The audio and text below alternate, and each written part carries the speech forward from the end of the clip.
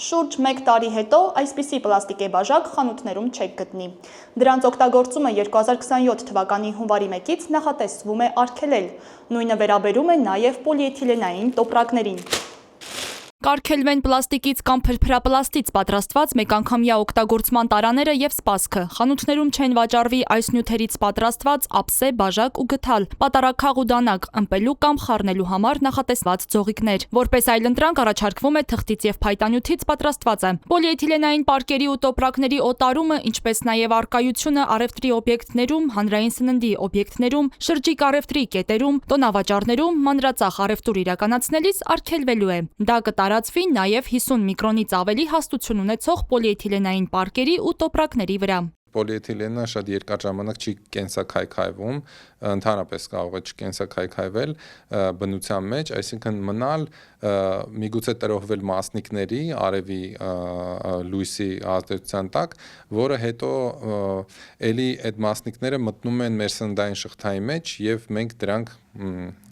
ի վերջո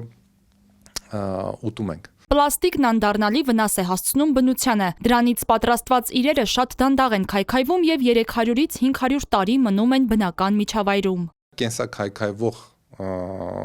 պլաստիկից, որը հենց պոլիէթիլեն չի, նավթից ստացած, այլ կենսաքայքայվող օրգանական նյութերից պատրաստված կամ արտադրված նյութ է։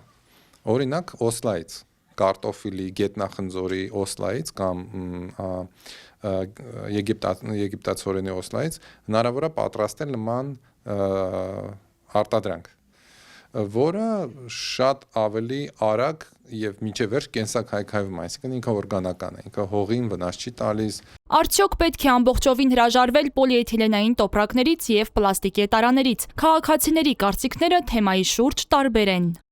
Առօրյայում շատ են կիրառում, բայց ես էլ եմ գտնում, որ դրանք շատ վնասակար է, հատկապես գունավորները, այնպեսի տհաճել հոտ է գալիս։ Ասեմ ձեզ արգելել է լավ, բայց այսօրվա վաճառքը մտնում ես մի հատ հաց ես առում, տոպրակ են տալիս։ Ես շատ կողմ եմ, որ ավելի շատ paper bag-ներ օգտագործեն, քան թե պլաստիկը, որտեղ ամենտեղ նայում ես, մեկի տոպրակը ստեղ այնտեղ գցած է։ Ոչ թե պետք է արգելել դրանց օգտագործումը, այլ պետք է այնպիսի մի գործարան սարքել, որը դա ոչնչացնի, որպեսզի չախտոտի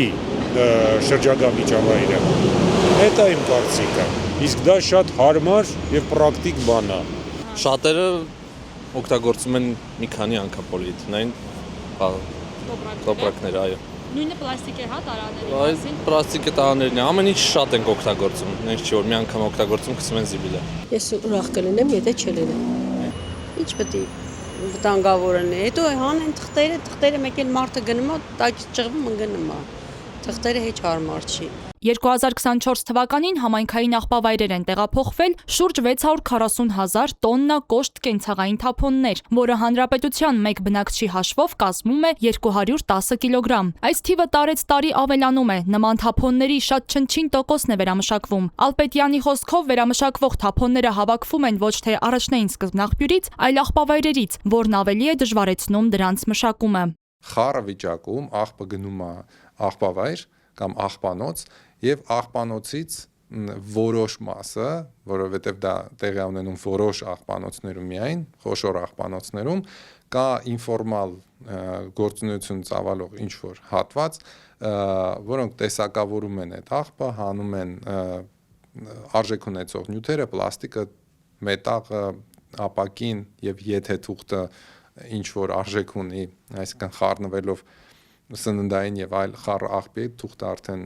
իր արժեքը կորցնում է։ Հայաստանում թափոնների կառավարման քաղաքականություն ծրագրի թիմն առաջարկում է արտադրողի ընդլայնված պատասխանատվության համակարգի ներդրման համար մշակված օրենսդրական փաթեթ, ըստ որի այն ընկերությունները, որոնց ներմուծած կամ արտադրած ապրանքներից կգոյանա փաթեթավորման թափոն, պետք է պատասխանատու դառնան դրանց ճիշտ գործածության համար։ 2022 թվականի հունվարի 1-ից գործում է 50 միկրոնից բարակ տոպրակների վաճառքի արգելքը։ Չնայած սրան քաղաքացիները մատնանշում են առևտրի կետերում նման տոպրակների օգտագործման մասին։ Թեև նոր կարգավորման ուժի մեջ մտնելուն 1 տարուց ավելի ժամանակ է մնացել, Նիկոլ Փաշինյանին մտահոգող հանգամանք կա։ Ես ուզում եմ մենք այսօրվանից արձանագրենք,